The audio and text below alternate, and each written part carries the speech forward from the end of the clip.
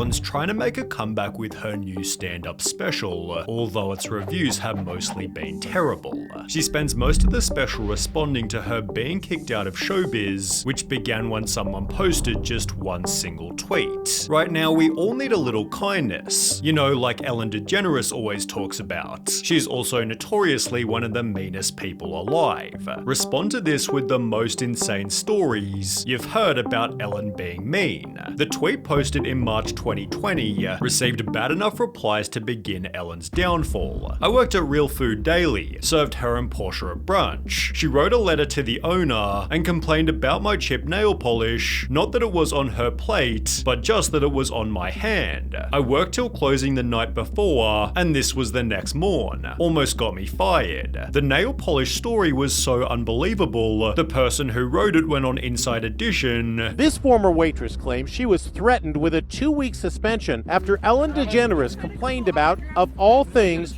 her chipped fingernail polish.